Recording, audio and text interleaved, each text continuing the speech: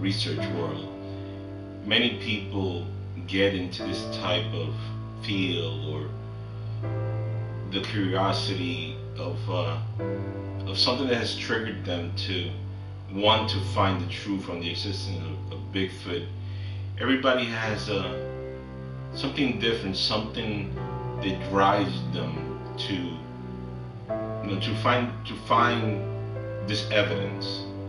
Some people do it skeptically, others are believers, others are knowers. They have seen something out there. They've seen some kind of creature walking the forests of North America. Today, I want to talk about that. I want to talk about somebody that this idea of the existence of Bigfoot has been passed down from one generation to another. Like I said before, we all have our motives, we all have our reason why we're here, why we're looking at this enigma of Bigfoot. But there is a human side to it. There is, another side that I think that many people do not see. And what you're about to see is another view of someone.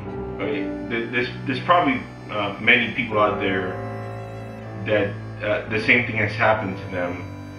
But today I'm gonna show you that view of somebody that is a Bigfoot researcher and has taken over, if you want to put it this way, a legacy. If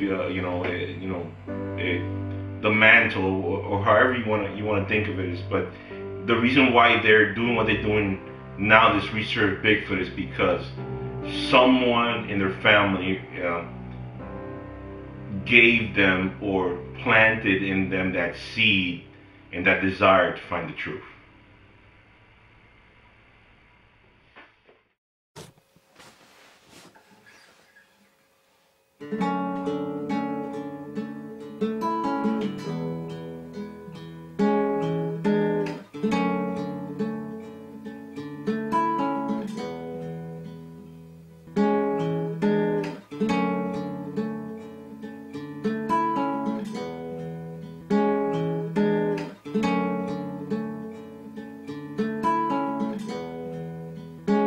Everybody has a reason they get out of bed every day. And my father's reason was, of course, his family, but his true passion. It was so exciting for him. And even though he was sick and weak, he still went out there. It was his true passion. He tracked Bigfoot up until the last 2 months before he passed away. Wow.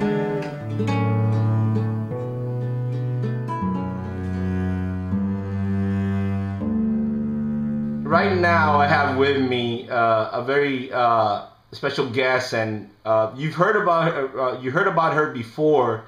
Her name is Lorí Simmons. She was part of the event that occurred in Washington recently with the strange figure that appeared in a camp that has not been able to be explained yet, with the extreme expeditions that Adam Davies was involved. Lorí was one of the people that actually experienced, that was out there when the supposed strange figure appeared in that one frame in a few seconds of video that they were to get. And I wanted to talk to her because prior I had a conversation with Adam, and there was other things that people didn't know that happened prior to that event, and I wanted also to get the opportunity to get her point of view about that. And Lorí, thank you for taking the time to talk to me.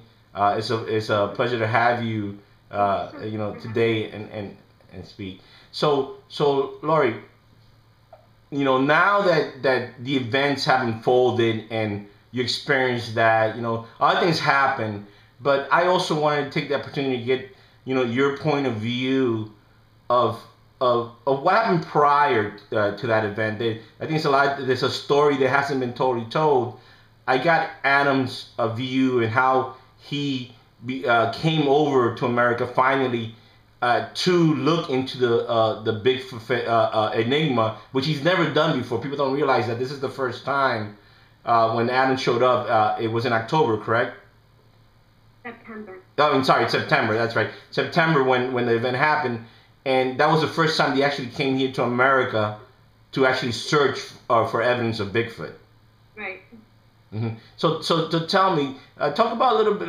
Let's talk about a little bit about the event. I mean, what was it initially that brought Adam to come search for you and be the person that he would use, not use, in other words, to communicate and for the first time come to America and search for Bigfoot? Well, basically, Adam had heard about the book that I published in memory of my dad, Don Wallace, and the book is called Tracking Bigfoot, and it's based on my father's real-life experiences. And he was a true mountain man who lived in the North Cascade Mountains for 30 years. And due to his experiences in living in the North Cascade Mountains, he came across evidence of Bigfoot.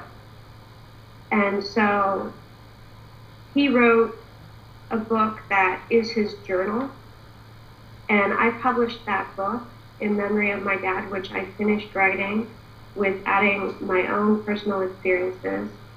And I was, I believe my father, but I was a skeptic. I lived in the city. I went out there with my father and went fishing. I grew up going in the woods with my dad since I was 6 years old. So I learned tracking experiences through my dad, but I still was a skeptic until I came across evidence myself and became a true believer. And that was after he passed away. So unfortunately, I didn't have the opportunity to tell him I do believe. But I believe in him and his experiences and his stories. And so it was based on the book that Adam found me and decided he wanted to go to America and look for Bigfoot, find out what this is all about. And so we planned it for 8 months.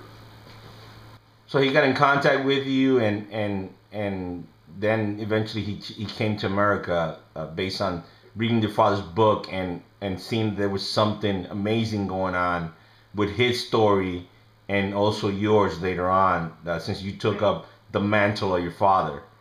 Yes, yes. Now, so my father, so you understand, he lived completely off the grid. He didn't have cable TV like everybody else or a computer. He lived in a private community that is in the deep forest of the North Cascade Mountains. So just so you know, the Cascade River was his backyard, and he would go fishing, and that's how he lived. So it wasn't like he was this guy who lived in the city who went tracking for Bigfoot as a hobby.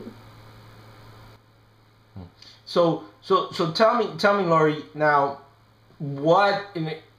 we know that your father's book, and we know already, the things you've been doing. Naturally, there's been, you've gotten a little bit of flack on your theories and things that you say supposedly is happening out in the woods. Some people have stated that they went out there with you and they didn't really see what you were seeing. And what was it the first thing? I know that you grew up around your father, but really, when was the moment that you believed that there was something there in what your father was doing? It was the very first time my brother took me into one of the locations, and when we were walking along the old logging road. How old were you? Oh, this was just 6 months after my father passed away, so okay. A few years ago. A few years ago, okay. Yeah. So it's actually more recently now that you really thought there's something there with your father's it was research. Summer of 2010. Okay. And so my father passed away in April of 2010. So, and what happened? What was it that changed your mind on being that skeptic that you were? Well, because I went into this area I'd never been before, old logging road, and my brother took me into this area that my brother had a map of 5 different hotspot locations where my father was tracking. And so he took me into one of the areas, and we found footprints, tracks of, I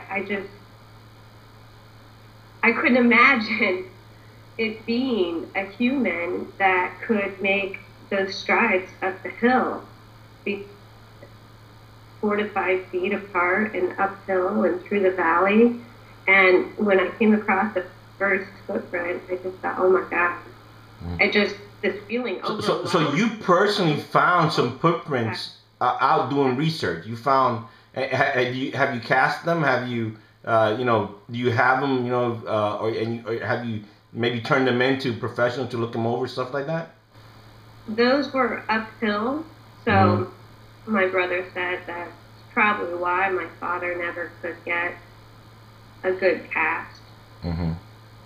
But so you never they never try to cast them, or no, we tried. Okay. We tried. You tried, but they weren't that great cast. We needed a professional caster with us to help us. I didn't know how. We tried. Yeah, so it was just difficult to get something good, quality foot cast.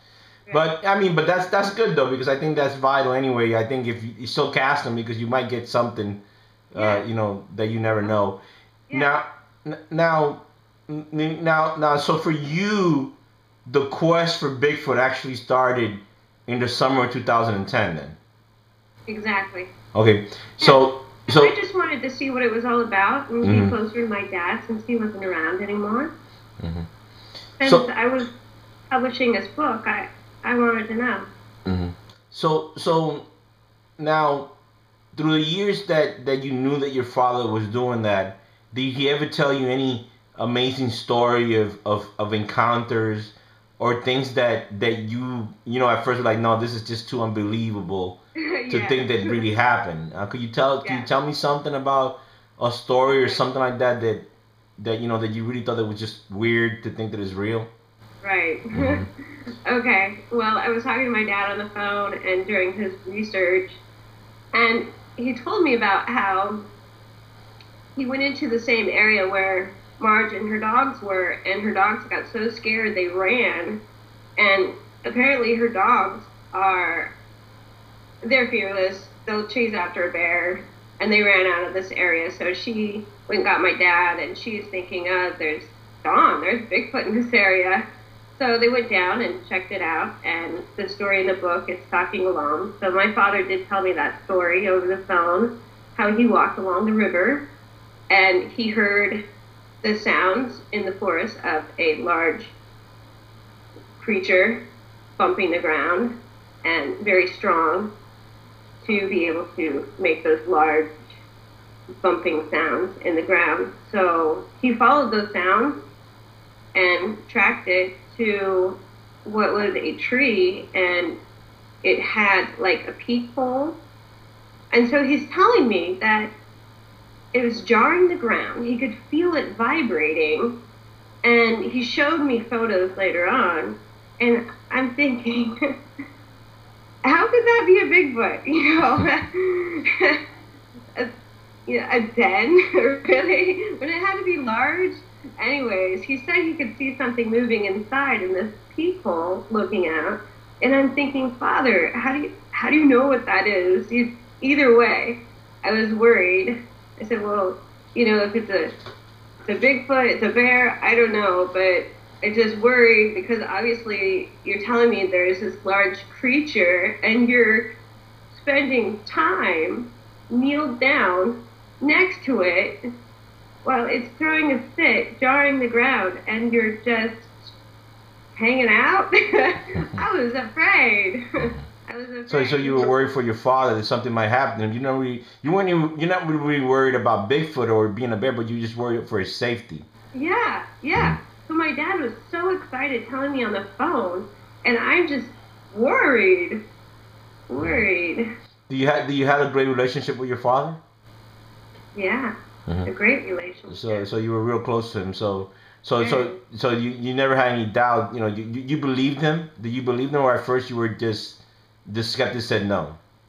I didn't know if it was a Bigfoot. You know, I didn't know, but I just believed my father that there's a creature, there's an animal of some sort that was strong with the strength to jar the ground, and he's putting his life on the line by spending time next to it, and yet battling cancer, and I was going through helping to take care of him with chemotherapy, and he loved the woods.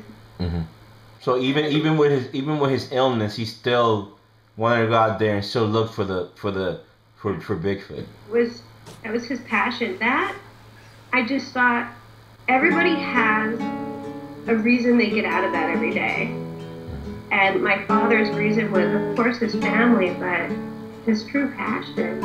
It was so exciting for him. And even though he was sick and weak, he still went out there. It was his true passion. He tracked Bigfoot up until the last 2 months before he passed away. Wow.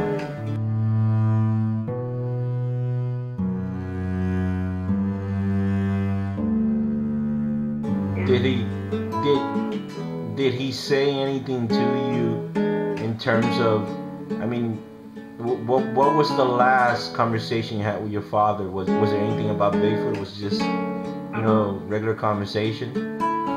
That's emotional. Yeah. Actually, the last day that I saw my dad, he was in the hospital, at the VA hospital in Seattle, and that was the day he couldn't talk anymore. And the doctors, his team of doctors came in, and they told me that my father could hear me, and they told me that he was very concerned about his book being published because he was slipping away, and he knew he wasn't going to be able to finish writing the book and have it published, even though my father and I, we were working together to finish the book because his strength grew weaker.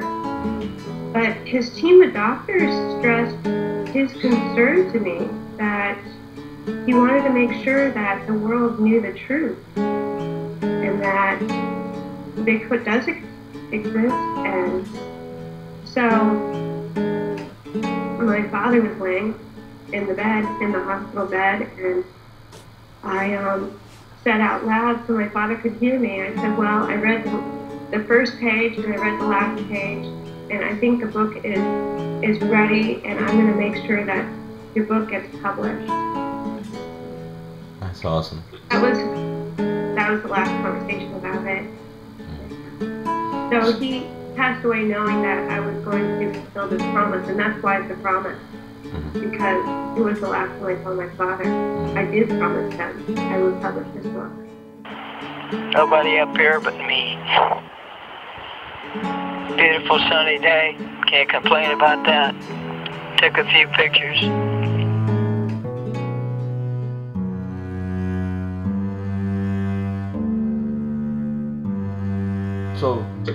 So your idea of what you're doing now, is it just more just trying to prove that Bigfoot is real? Is it so you can ensure that your father's legacy continues on as contributing something important to it?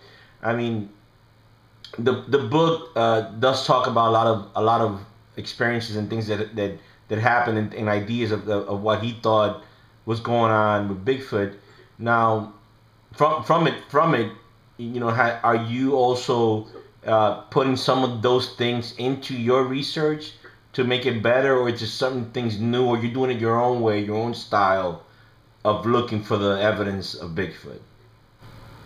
Well, I'm learning every day, and basically I'm continuing on the legacy. I am fulfilling my father's promise, but even more so is my father has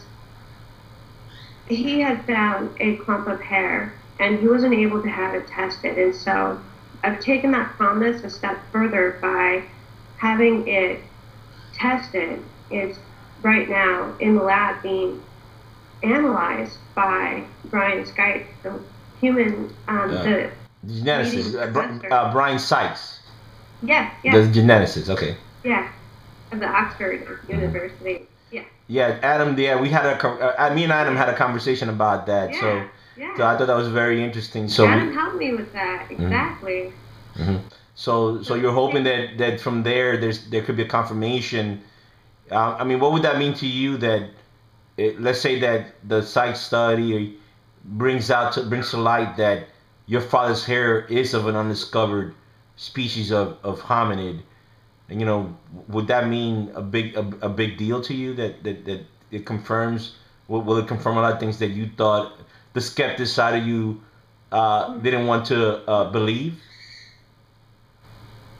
Well, I already know, and they let me know when I go into the area and they're around,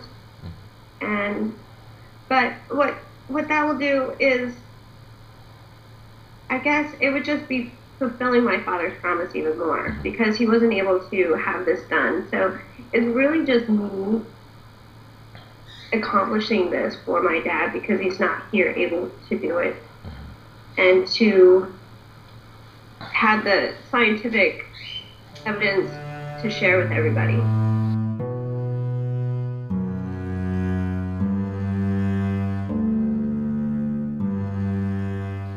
Now, let's go back. Let's talk about September. Let's talk about when Adam arrives, and you guys go out there. You know, tell me what happened. Tell me the experiences, because Adam left a person that, you know, the world-renowned adventurer and tracker Adam Davies leaves America, wanting to come back, wanting to continue looking for Bigfoot here in America. He plans to come back. That's what I got from my conversation, my interview with him. And so tell us what were the things that he experienced, you know, that you think, you know, convinced him that something was truly out there.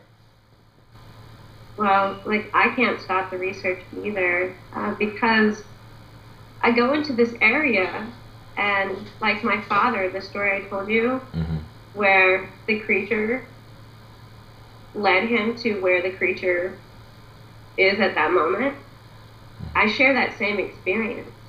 And I don't know why, but I have this amazing gift that they let me know where they are in the forest. And so that's why I guess it seems a little unbelievable to some people, because they haven't had that experience. But I go into the forest, and I have, I guess you could say, built a relationship with the creatures. They let me know where they are, and I've shared that experience with the team, and I've taken Adam to the certain area and made them a believer. So what happened? I mean, what did he experience? What was the things that you know, that got him thinking, wow, what's going on here? Can you talk about it, or it's just Okay. So summer of 2010, it goes back where another location I went, I heard the bumping sounds the same as my dad, and the tree knocking, and it just sounded like the forest was a jungle. Only it was the national, you know, I was just in the national forest in the Cascade Mountains. I wasn't in the jungle, but it sounded that way. And so I just had to stop being afraid and continue to walk through the forest. And I found myself on top of this area that I heard a growl below me. And so my brother motioned for me to put my ear up to the tree. And so I heard the growl below me, and the bumping sound, the ground was rumbling below my feet. And that told me it had to have been a large creature that has the strength to do that. And so I have continued to bring apples and gifting, just as my father did. My father walked into the forest and brought apples. And so then someone told me, well, why don't you start talking to it, you know, just see. And so it's pretty amazing. It's as if it has a conversation with me. I guess you'd say. But when I went into the forest after the team had left, it had been a month since I went up there. And when I went in the forest, I could hear the sound of the deep bumping sounds in the ground of a large creature throwing a fit. And I didn't know if maybe it was excited to see me.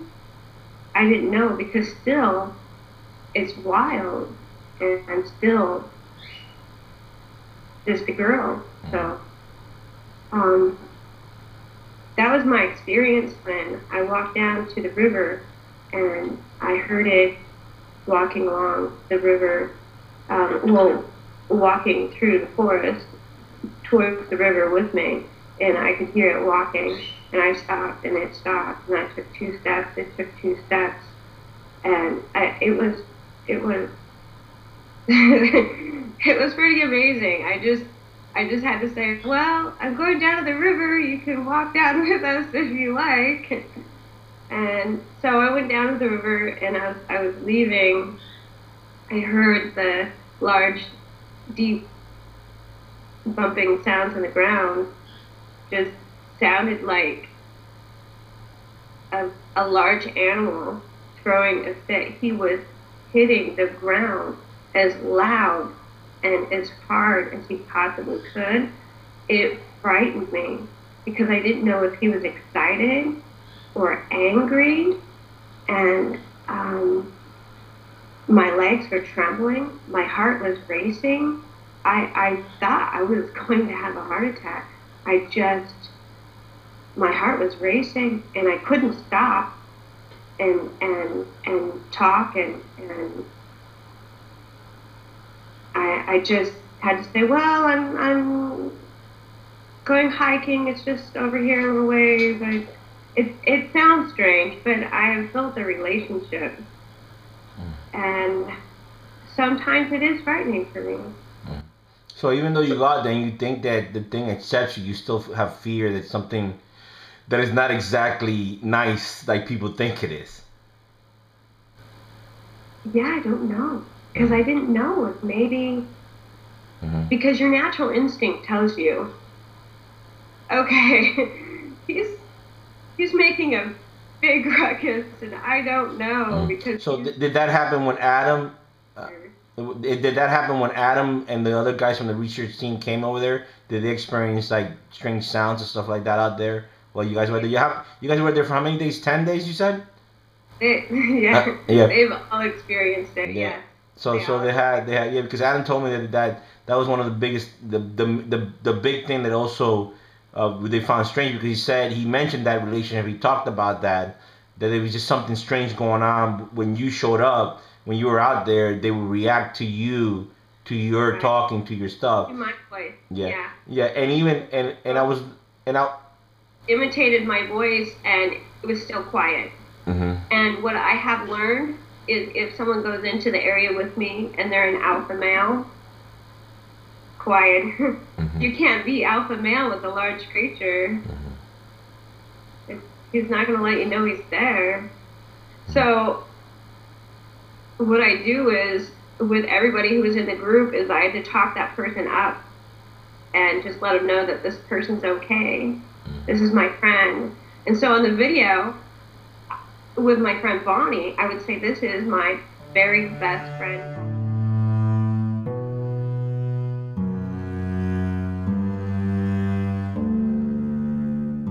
So you're talking about that 19 so minute video. Is that the one you're talking about? That at 1924 there is something that does sound like a growl. I do agree. Right. I do agree with you. I reviewed the video several times. Yeah. And at that moment, there is something that sounds like an animal growling. Thinking there's a Bigfoot that lives underground. Or I am, actually. I is off. Hold on. Okay. My dad was very old school, and this is his tape recorder that he would bring into the woods. And this is one of his tapes. It says movement in the den, first sign that it can be aggressive. I'm sorry, Bon. No, that's okay. Like I said, and these are 2 photos that are of dens in this area. My brother and I still, to this day, even after 2 years, cannot find them. And here's another one. So you see there's a large tree. More knocking. Oh, he's knocking. Lots of knocking. And there's this area right here that has an opening. Yeah. Okay. My dad found this den from going in the area where Marge's dogs wouldn't. They got scared out of the woods. Rocks were thrown. He went in that area where the dogs wouldn't, followed along the riverside, followed the deep bumps of whatever it may be in the woods, and this is what he came across. So there's this one, and there's this one, and the tree that I've come across is because clearly the sound. Yes. He's telling me where he is right now. Yeah. I don't know why. There's but definite. He's telling me. And it's possible because I've come down here from when I was a little girl. I was 6. When I first started coming down here and going fishing with my dad. So. Well, all I know is there is knocking from that tree, and I'm not walking up there, and I would. Holy crap. Holy shit. Okay, he's really pissed off right now. Okay, we're going to go. Okay. That was a big growl. And yeah, it was loud.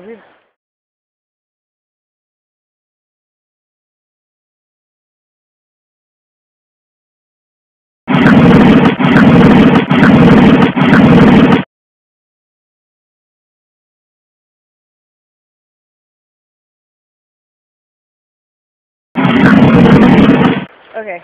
I'll see ya. Okay, well, I don't think I'm going to be playing the audio of my dad right now. Okay, well, I'm going to shut this off for a minute. Go. I'm sorry, Bonnie. I put you through this scary experience. Here. You want to turn that off? No, I'm going to keep it going. Okay. Okay, get in the car, Bonnie. Right. You say it's that slow, deep rumble. Now, some people have said that what you're hearing is wind, or others. We're there. Yeah, or others are saying that you had a recorder with you, that you had a recorder with you with your father's recordings, and you just played the recorder to make it seem like that was a growl. So, you know, I mean, what do you say to that? What? Like, why would I waste my time? And I would never do anything to tarnish my father's reputation. Like, why would I make anything up? I have no reason to. I'm the flower lady. A couple years ago, I wasn't this Bigfoot tracker. No.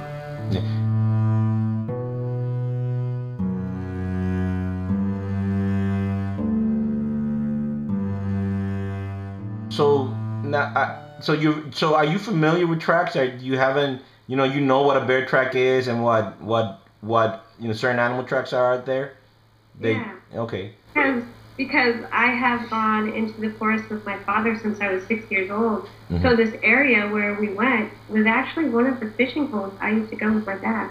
Okay. So you understand the animals and things that are out there. Just because you went back out now doesn't mean that you don't understand or experience. I had an amazing teacher, my father, who lived in the North Cascade Mountains for 30 years. I had my father who taught me when we walked into the forest to go fishing. He would point out animal tracks to me, and he would point out evidence that a bear was here and whatnot. He taught me.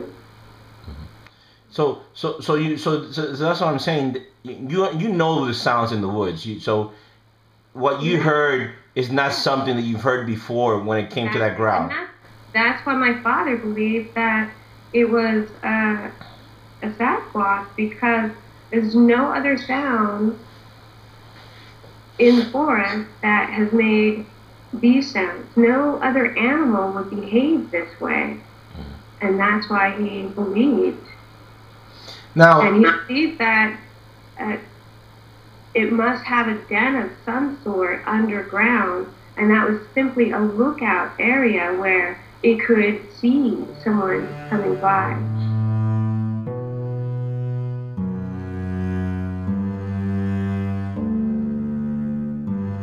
You believe that that Bigfoot, it's human? That Bigfoot is human? Mm-hmm. Do you think that Bigfoot is human? Based on what you experienced on the road, do you think Bigfoot is human? It's possible. It's definitely highly intelligent. Mm-hmm. But my question is, do you think it's human?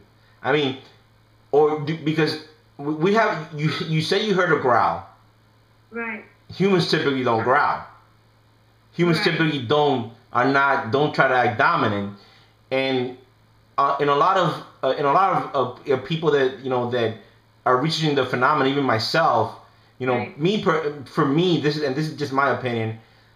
I believe that certain characteristics of what people explain Bigfoot is, it's very primate-like. Right. There's a lot of things that have led me to believe that. Yeah. From what I've experienced primate behavior, but yet, like, a bear would not interact with me like this. A bear wouldn't care. A bear is actually more afraid of you. The black bears that I've seen, they run. They're scared of you. A black bear is not going to take the time to interact with me like this creature does. And so, I believe it is highly intelligent, and it does have primate behavior. But it still has that primal, animalistic behavior that it could make it dangerous. Right.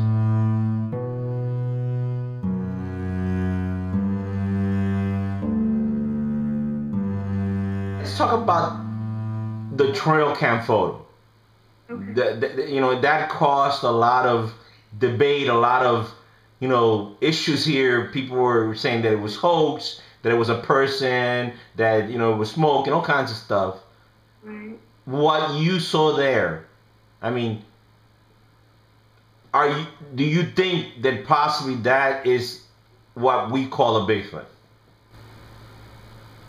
I believe so. I believe that the creature that I have built a relationship with in the area, I know it's more than one, because I have been in the forest several times, and I've heard sounds in other directions letting me know there's more than one. And I believe that on the second night that we stayed the night there, I decided we should sleep outside, because I didn't want to sleep inside the tent not knowing what's walking around outside. Am I psyching myself up and it's really just a raccoon and I'm scared? So Adam slept outside with me by the campfire, and I believe that it came in to take a close look at me, and it did. It took a close look at me. Did that freak you out when you saw that? Knowing that? I mean, seeing the photo and then knowing that you're out there. Yeah. Yeah. Mm-hmm. Yeah. Yeah. I couldn't look at the photo for more than a moment, because I could see the clear details of the massive muscles in the back, and just knowing that. So you believe that the figure showing some characteristics, and a lot of people disagree with it. I did an analysis of it myself, and I saw certain things that were very, to me, it seemed like primate-like to me. I mean, that's my opinion, naturally. And you're saying the same thing. Adam also talked about that, and he believed that it possibly has certain characteristics that look kind of primate, and he thinks that Bigfoot is more primate-like than really human. I mean, he doesn't really think that yet, and actually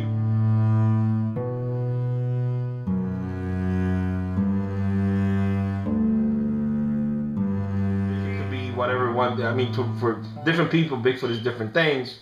For the people that believe it could mind speak, they say they're in communication with it, that they know its history, that Bigfoot talks to them, and it's to some people he's a teacher and all kinds of stuff. I mean, what do you think about that, though? I mean, do you feel, that's the kind of connection that you're getting? I mean, have you heard things said to you from Bigfoot that you thought that he was speaking to you? I mean, the reason I ask this is because, Right.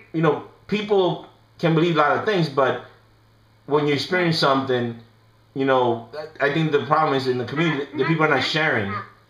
Mm-hmm. Honestly, I'm not connected in that way. Mm-hmm. I did try to, since he bumps the ground when he's close by, I tried bump once for yes and twice for no, just to see, because he's not talking. Oh, to see if he was smart.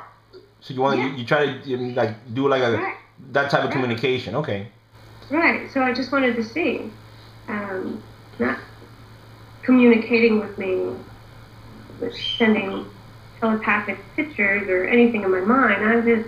I'm there in the now and trying to communicate. And I thought, well, let me just try this out and see. And I brought my friend Bonnie with me, and she said, well, ask him if he minds me being here. And I said, bump once for yes and twice for no. And nothing. And she's like, see, he's a skeptic. And then he bumped 3 times. So I was, well, I don't know. And so that was a test I did. I'm just still learning how to communicate, but I have to continue with my research because I'm still trying to build the trust. And I'm in hopes that instead of walking with me to the river, that he will walk with me along the trail to the river and not next to you. Because because even though it obviously is a very large and strong creature that can make those sounds, ground rumbling sounds, because I don't know any human that could possibly. But as of yet, you have not been able to see. Yeah, he has not come out and has stood there for me to look at him. So you don't really know what it looks like as of yet. What you're experiencing? Not in that area. Okay. No, I have actually seen something which could possibly be, but not that particular one and in that area. But that's so you did experience seeing something. I mean, what did it look like? Did you get to see what it was? Well, I have a campsite in a family park area with swimming pools and whatnot. And this one time I went up there for the weekend just by myself. Everybody leaves on a Sunday to start work, and I thought, well, I'll just leave on Monday in the morning and go to work and drive into Seattle. And I looked outside the trailer window just to take a peek and be aware of my surroundings. So even though you're in the forest, or you're in the city, you always need to be aware of your surroundings. So I opened up the trailer door and looked from my right, straight ahead, and to the left. Just took a clear shot of what my surroundings were, and I saw something tall and large that was, to me, I'm thinking a dark shadow. I didn't have my coffee yet, but I just saw a dark shadow in the trees, and it moved to the right. That had it not moved to the right, I probably wouldn't have noticed it was even there. So that movement was what got you to notice that it was there? Yeah, I noticed it. But you really couldn't tell what it was. You saw a dark figure. Right. So that's what I'm saying. Did you walk to the spot to see? Huh? Yeah. Did you walk to the spot to see if you could tell how tall it was? I did. So. And how tall do you think it was, based on what? Is I closed the door and I pretended like I didn't see anything. I'm just thinking there's a guy in the trees and he's watching me. So you got scared a little bit. Woman in the movies who runs off screaming. I pretended like I didn't see anything. I'm oblivious. I got in my car and I left. And when I came back later, I looked to see from the deck where I was standing and walked over to the height of how tall I saw it was, and it was taller than any human. How tall do you think it was?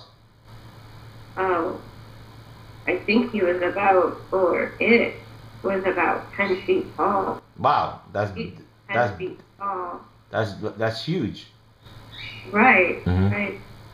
So Because I there- was thinking about it was either at like this level or at that level, but the average man's height this level, and my neighbor had his light set up where it was auto, because I went over there, and he wasn't even there.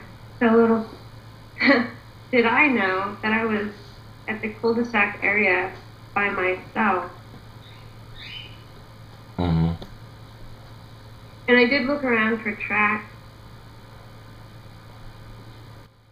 So you look around for tracks, but you didn't find anything. Was the ground too soft, too hard? Yeah. Yeah, so you couldn't find anything. So that's interesting. And see, for me, I would go up to the North Cascade Mountains and track, and that was my safe area where I take my children to go camping. And so I didn't want that to be the area where I think the Bigfoot could be. So that was frightening. So that kind of scared you. Yeah, it did. Well, yeah, you gotta keep in mind though that the stories do say that Bigfoot likes to hang out where kids are at and likes to watch us. So it's interesting that you tell me that story. I've read stories, some stories from your father's book and things like that. But to hear one from you, I find that interesting. They had an experience like that, and it tells me that you're just not talking, now as a person that just want to follow your father's legacy, but you had your own experience to make you even want to also look for this more, because it's easy to follow someone else's research, but then when you have your own experiences, it kind of puts it all in a different perspective once you experience something.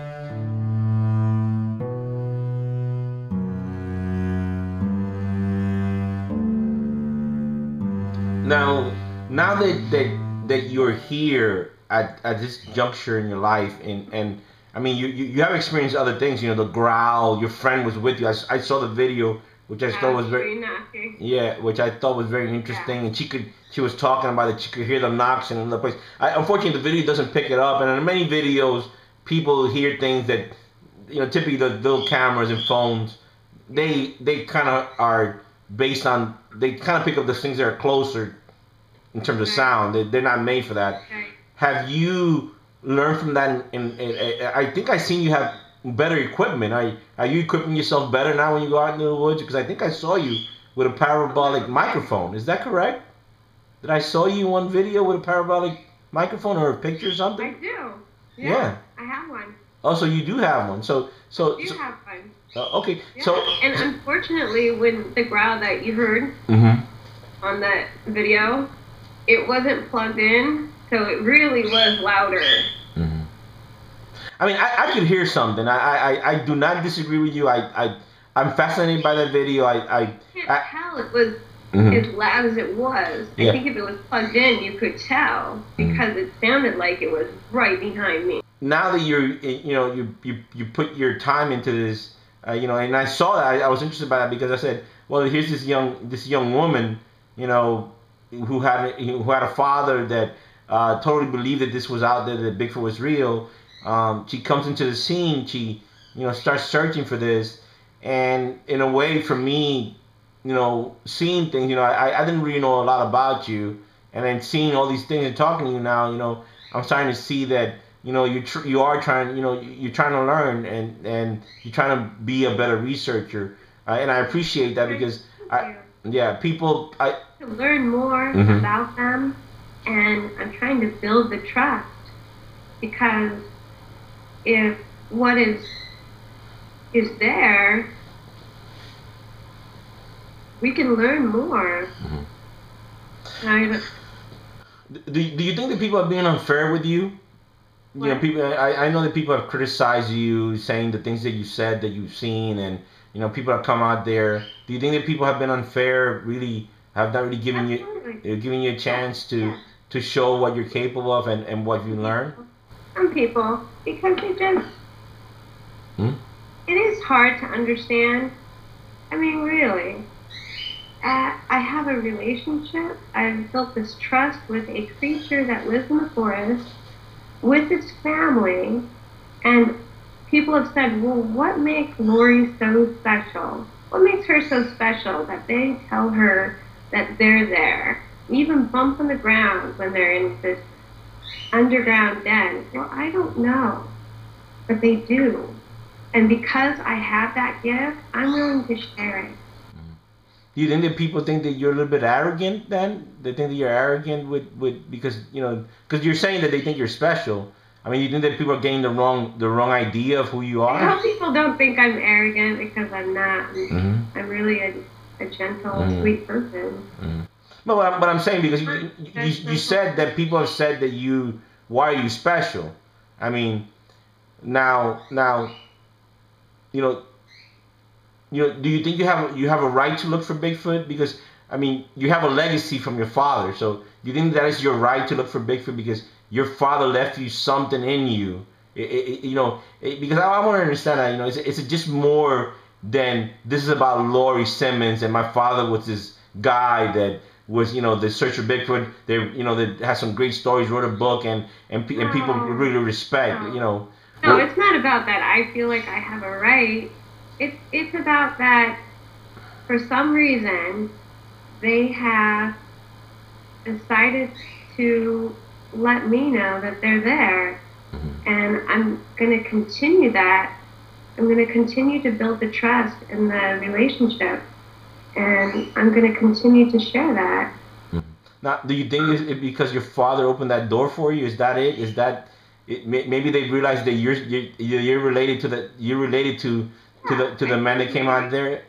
I think maybe they know me from back when I was a little girl. That they were looking at you, you didn't know they were out there? Right. And I believe that they are highly intelligent. And this particular one that I have established a trust with, I've noticed that he or she can be short-tempered, and yet I can calm him down and easily through listening to my voice and communicating. So I believe that he is highly intelligent, and I know that he knew my father, and I know that he's very upset that he's not there. And it does sound strange, but if you were there, you would understand that they are highly intelligent. And when I talked about with a friend who was there with me about my father, his legacy, that he lost his battle to cancer, he threw a fit, and my legs were trembling. I felt so scared. So that's just one of my experiences I could share with you. It's truly amazing, and it's not that I feel like I have a right. It's just that I can't stop. Okay. So you have the Bigfoot bug now. Remarkable experience that for some reason they trust me. I have this nature about me. Maybe they do know I'm Don's daughter, and maybe they miss him, and I'm there.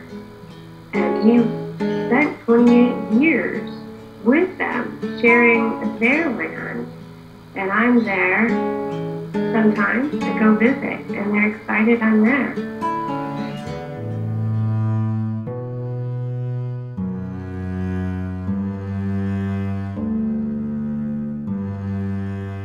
So now that you're here at this point in your life, and actually Bigfoot has become part of who you are, and even more now. I mean, I know that you were with your father, you had a good relationship, but now it seems it had come full circle. Now you're diving into it. You know, is it also are you also gonna leave this legacy to your children? Now, knowing that we're so close now, that possibly if all the things are going on, just like you send the hair sample, now it's going to sites, and they're doing the study, and Melba kept some study. you know, with a DNA study, you know, and it could possibly maybe prove that Bigfoot is real. You know, are you also going to leave that with your children also, so they can be also part of that this experiences that you've had? You know, how has it changed you? How has it changed you? You know. Well, I did take my son there. My son Chris and his girlfriend Kristen helped with driving the team up there and picked us up. And I thought, well, the day that they picked us up, I just wanted to know, is it going to react to my son? I wanted to know. So it did. And when he growled, I'm a mom. That's my son. And Kristen, I see her as a daughter. And I felt protective, and I just wanted to go.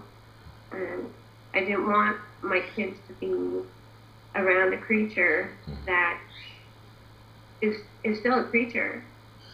So I felt very protective, and so.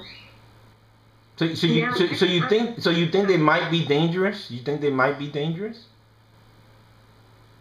I don't know. See, I don't know. Mm-hmm. But so you're hesitant. You're hesitant because, you know, to you it's a creature, because I heard that, you know, you said that before, it's a creature, so you feel that, you know, it's not exactly human. It's something else is there going on there. Yeah. Okay. And when I am there, I try to pretend like I'm not afraid, and I'm free spirit in the woods, and this is who I am, and I'm trying to build the trust. But yet, I don't know. Now, you know, what would you say to you? I would not be okay with my daughter going up there. No, and I understand why my father didn't want me going up there. I understand that. But yet, my niece, Sierra, she has experienced it summer of 2010, and I'm thinking she is probably going to follow in my footsteps.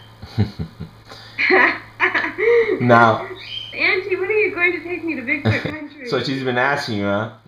Yeah, and she saw the photo. And I said, are you kidding? She's 8. Wow. Now, I'm thinking she's going to. Now, what would you say to your critics, Lorí? I mean, I know you've been criticized, and I know you know that you've been criticized for your stuff. I mean, you know, what do you say to them? What you have the opportunity now to tell them something. What would you say to your critics? But, well, I was also a skeptic. Mm-hmm. I didn't truly believe in Bigfoot until I had my own personal experience, and it's perfectly okay. Not everybody's a believer, and not everybody has to be a believer, and that's perfectly okay. I'm just going to continue to build the trust and the relationship with them, and I'm happy to share it. Mm-hmm. So really, the critics don't really bother you. No, because I can't allow that to stop me from building the trust with them. Because I understand it is difficult to truly experience. If I don't have all the professional equipment, if I had all the professional audio and video equipment, and if I could place the audience there as if they were sitting in the movie theater, that would be amazing if I could share that. But I don't have that equipment, and so it's everybody is entitled to their own opinion, but that's not going to stop me because I know it's real.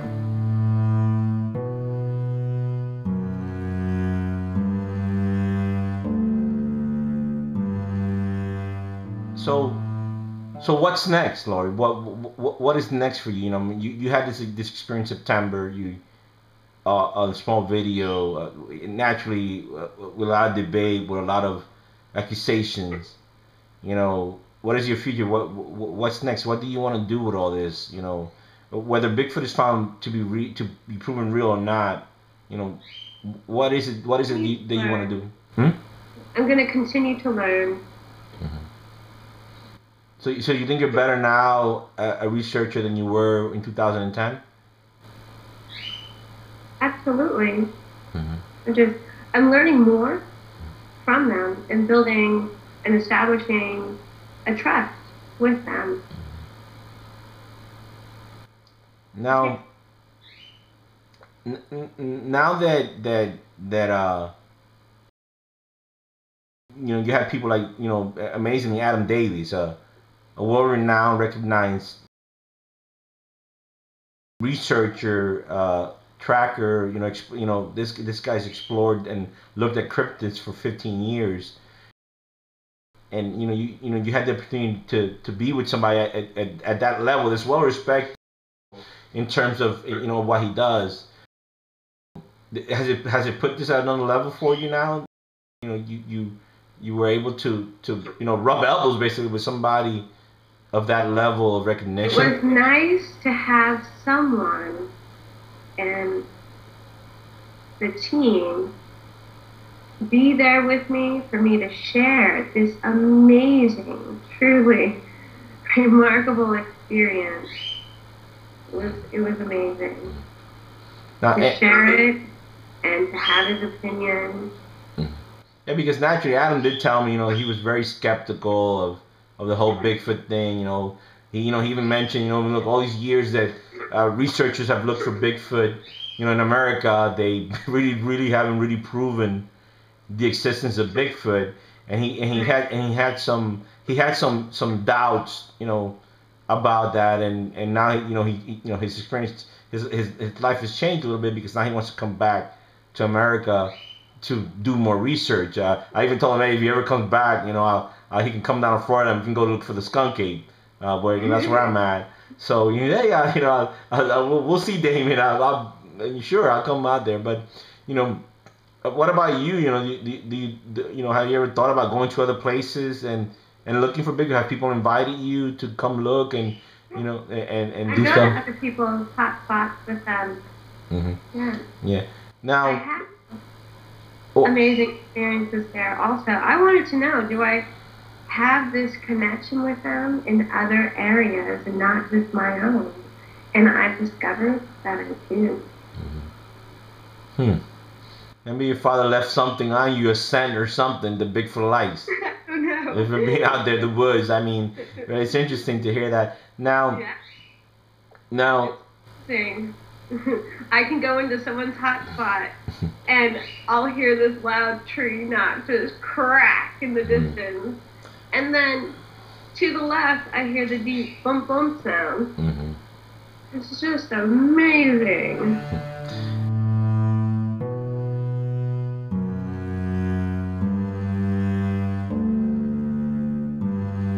Now, a lot of people that they are into Bigfoot, a lot of people are using the word habituation as a word that they say that is part of the research, and a lot of people have a problem with that, because most of these people that are saying that are not true scientists that understand what habituation is, and I even have a problem with that. When I hear somebody tell me I'm habituating Bigfoot, it kind of sends red flags up for me in terms of are these people really trying to blow smoke, or making this fantastical story, and I believe in Bigfoot. I think it's real, but I just have a hard time with that. You have to have your own experience, and everybody has their own experience, and I believe that those experiences are all different. Yeah, but what do you think about habituation, though? We have famous researchers, Goodall, which is one of my, I have her on a pedestal. Everything that the Goodall has done, has been documented, has been shown, proven, evidence of her habituation, with chimps and the primates, and that's what I'm saying. My view of it, and that's what I'm asking you is, these people are making these claims that they're habituating Bigfoot, and yet they never show any proof of what they're doing. And the typical excuse is, well, I've even had people tell me Bigfoot doesn't like to be filmed. Right. And well, hopefully through my research, I can continue to, through documentation, share with you, and through the hair, DNA, and the growls and the photos. So you're interested in that. You're interested in showing your proof. You're not one of those persons that just wants to, oh, I got Bigfoot on film, I'm gonna hide it. No, it is about the scientific. It is. Yeah, because that's what I'm saying. I think. There's unicorns. Oh, I saw one. Well, there's a report from China, from Korea. There's unicorns now. So. Right. Yeah, the Koreans just reported, but some people think that it's more of a publicity to get tourism. But we never know the purpose of things. But and the reason I asked you that because I just wanted the people to see your opinion on this, because I think when I started this journey, I call it a journey. I've met a lot of people. I've heard a lot of stories. There's stories that I find fascinating. There's things that I think are amazing. To me, that sound from people that I believe are credible. And when what happened with Adam Davies, the people from Extreme Expedition, I mean, there was professional people. There were people. There were scientists there. There were people with you. There were scientists, and they came out of there, thinking that something's going on, and every day. Yeah, and it was during the day, and it was in the evening. Wow. So when overwhelming. There was so much activity. Yes. So when I decided to do this, I wanted to show, your reality of it, because I think, in a way, just like me, this journey has to lead to something. It has to give you some type of satisfaction. Right. And I wanted to see what was it, not only that brought Adam Davies to America, but what was it about Lorí Simmons that was causing these debates and this criticism that I didn't understand myself. I really never looked into your research. So I'm hoping that this journey of mine, that they will come out and I will be able to learn and document their relationship with me as well as each other, because even though they are strong and large creatures, they are still shy. And so I'm hoping that through building a trust and relationship that they will come out of hiding. Eventually. Research, truly document their behavior. So you want to concentrate on, you want to see how they live out in the woods. You want to document that. I want to learn more. Yeah. All right. I want to document it. Now, for people that in the community of Bigfoot, we have people that are believers. We have people that are knowers. Typically, the knowers are the ones that have seen something. That's what we call the knowers. And then you have the skeptics, and you got the skeptical believers, So you have all these. I'm skeptic. For a long time. Yes. Yeah. Now. Yeah, I felt very embarrassed by my father coming in to the city, and he lived out there in the North Cascade Mountains, and he started telling his Bigfoot stories to my girlfriends, and I was a teenager. I was so embarrassed. I was a skeptic.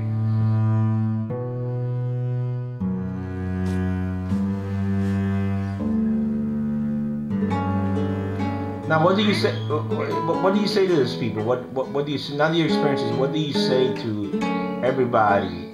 That whether they're a believer, skeptic, or knower, or skeptical believer, what do you say to them?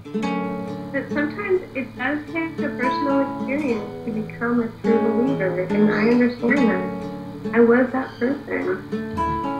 So your life That's totally changed, Lorí. You're no longer I'm no longer that person that, you know, your father, and it's interesting to hear that because, you know, your father that had, what, 28, what was it, how many years searching? 28 years. Yeah, 28 years, so about the same time I've been trying to figure out the enigma of Bigfoot. Yeah, I mean, and for you to only now become this true believer, you know, it's interesting. It's an interesting story. Lorí, we've been talking for an hour already. It's gone pretty fast, but it's been a long time, and I thank you so much for taking the time to talk to me and giving me the time to tell your part of the story of that event. I think that event has not, to me, it's not, it would not have been complete, and I thought it didn't get a fair chance to be actually seen at something, and that's why I wanted to pursue this and do this mini documentary about it and add you to it. My father's research, it's his years of dedication up until 2 months before he passed away. It's his research that I'm continuing. And thank you so much for allowing me the opportunity to share his story of mine. Oh, my pleasure. Lorí, I want to thank you again. Thanks for taking the time, and I'll talk to you soon again. And it was a pleasure talking to you. And you take care of yourself, okay? Thank you. All right. You too. All right. Let me turn this off. But I'm doing good. I'm having a good day, enjoying it. And I'm going to head out of here. Brought to you by the Bigfoot Evidence blog. Team Taser approved!